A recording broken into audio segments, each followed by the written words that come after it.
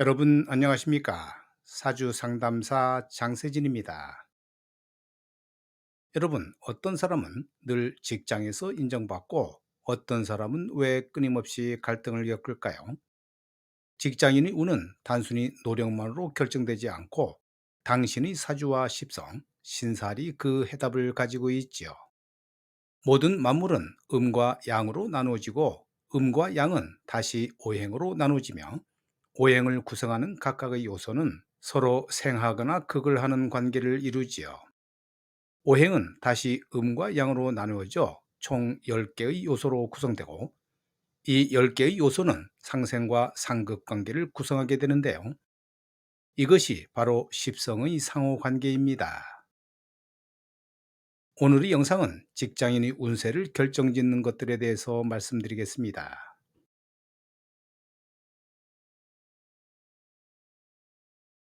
식신과 상관은 관을 치는 십성이므로 일단은 운세가 불리할 수 있죠.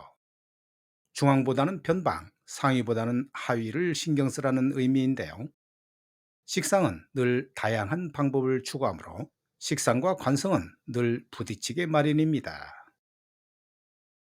그래서 식신은 예측하는 방법, 어느 정도 수용이 될 만한 방향으로 부딪히게 되므로 관성이 허용해 주지요. 하지만 상관은 그게 아니라 관성을 완전히 무시하기 때문에 관성과 마찰을 일으키게 됩니다. 좋게 쓰일 때는 업무의 다양성이나 업무의 수단 확보, 틀을 벗어난 창의적인 일머리 등에서 좋은 결과가 있지만 나쁘게 쓰이면 조직 내에서 마찰이 많아지고 일자리를 잃게 되면서 떠돌아다니는 신세가 됩니다.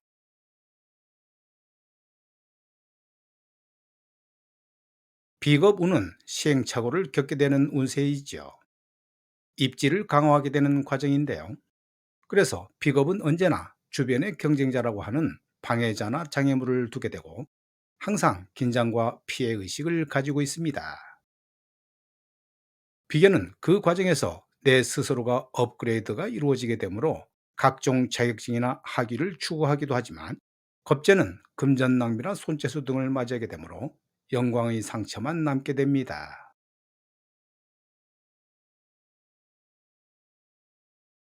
인성은 수단을 쓰지 않고도 일처리를 하는 능력이므로 일종의 마패와 같지요.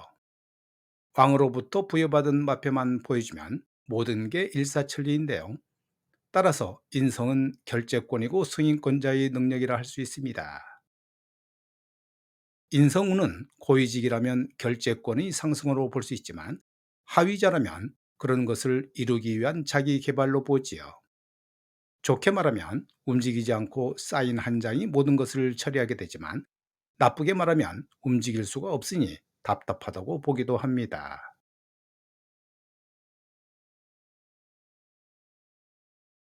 관성은 조직에 충성하고 과업을 완수해서 인정을 받고 체면과 명예의 상승, 자리 발전을 이루어가는 것이지요. 간판을 올리고 이름이 알려지는 것인데요. 그래서 관성 운에는 누구든지 이름이 알려집니다. 단 피곤하게 주어진 일에 매여 있으므로 항상 일복이 많은 상태이지요. 정관은 일반적인 행정 업무라서 변화가 거의 없고 단조롭지만 편관은 특수 업무이고 변화가 많아 변화무쌍한 압박을 견뎌야 하는데요. 기본적으로 편관은 일처리나 난이도가 매우 높으므로 일처리가 어렵지만 해결만 잘한다면 일약 대박스타가 될 수 있습니다.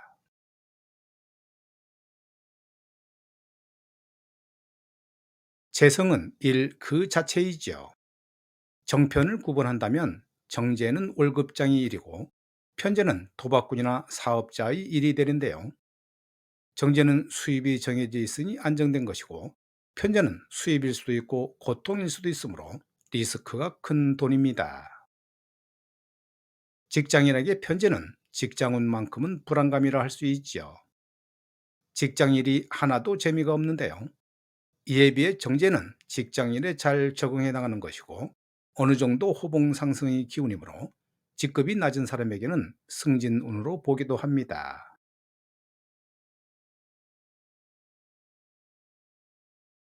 월지의 합은 직장 내 일거리가 복잡해지고 많아지는 것을 의미하고 월지의 형은 직장 내 갈등이나 시비, 구설, 징벌에 해당하며 월지의 충은 직장 내 자리 변동, 환경 변화 등을 의미합니다.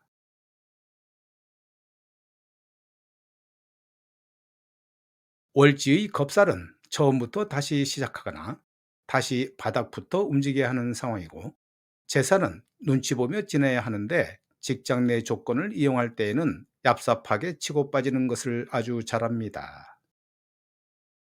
천살은 직장에서 스트레스가 최고조로 높고, 지사는 이대로는 안 되겠다는 생각으로 바닥에서 턴을 해 방향을 바꾸는 상황이 되는데요. 그래서 변화 변동을 동반합니다. 연살은 기다리는 소식은 반복되는 일이고, 광고나 홍보, 미용, 관리, 꾸밈 등의 업무는 대체로 좋지요. 월살은 남에게 양보하다가 오히려 더 좋은 기회를 받게 되는데요. 어부질이 상황이고 고개를 숙이고 겸손하게 살면 오히려 복이 다가옵니다. 망신살은 의욕이나 야망, 욕심이 하늘을 찌르니 긍정적인 성과도 있지만 구설은 항시 따르게 되지요. 장성살은 중심에서 책임을 다함으로 개인사는 불리할 것이고, 공적인 일은 긍정적이라 몸이 혹사당하게 됩니다.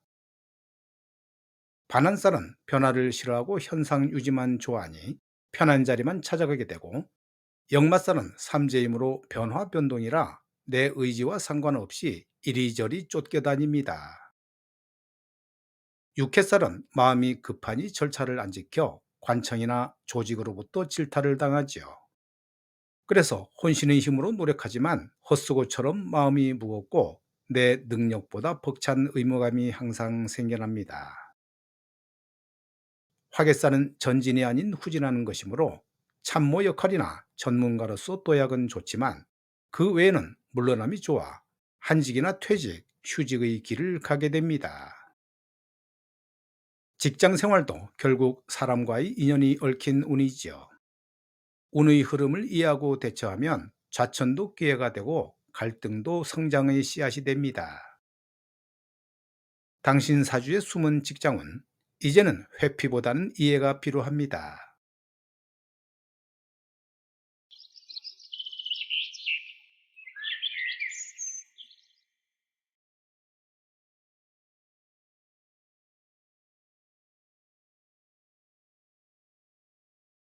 이 명조는 자월에 태어난 무술일주 여명인데요.